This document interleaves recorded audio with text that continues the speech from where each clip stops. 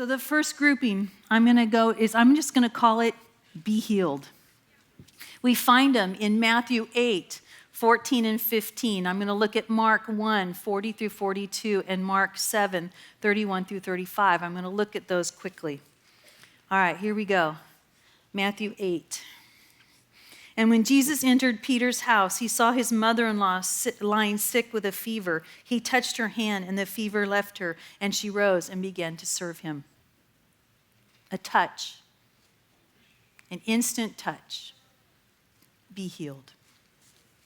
Mark 1, 40 through 42. And a leper came to him, imploring him, and kneeling said to him, "If you will, you can make me clean." And moved with pity, he stretched out his hand and touched him and said, Whoa, and said to him, "I will be clean." And immediately the leprosy left him, and he was made clean. What the? Woo. All right. Mark 7, 31 through 35. And they brought to him a man who was deaf and had a speech impediment. They begged him to lay his hand on him, and taking him aside from the crowd privately, he put his fingers in his ears, spitting, touched his tongue, and looking up to heaven, he said, "Be open." And his ears were open. Whoa.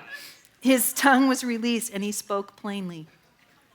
How many of you have had a be healed moment? How many of you have prayed for people and you've seen God heal them through the be healed moment? And you didn't have to jump around. You didn't have to raise your faith. You just had this sense of be healed. And you know, how many of us want more of those? Yeah.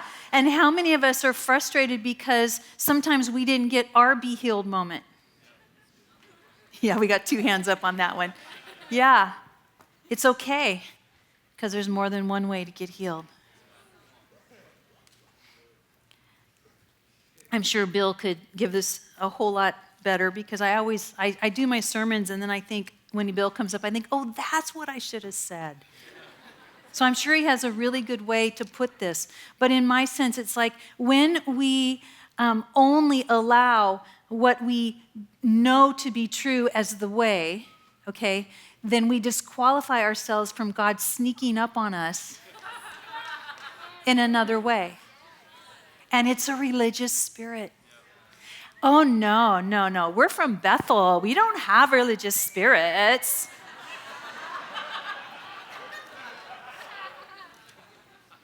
Well, a few years ago, a woman came up to me in England a few years ago, and she interrupted me, and later she told me, you were working on your computer and you were kind of checked out, but I was getting ready to leave.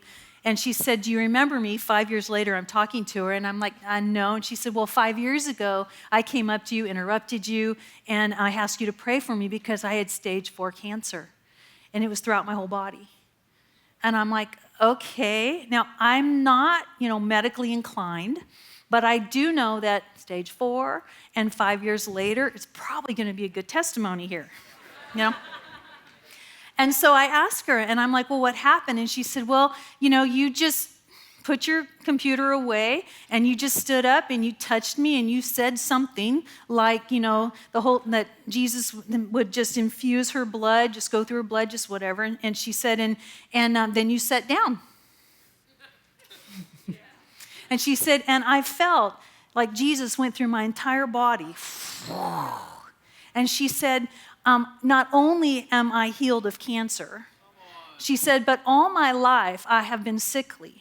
She said, "And I haven't had a cough. I haven't had the flu. I haven't had anything at all."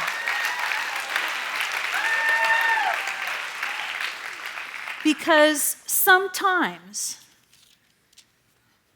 we just need a miraculous be healed.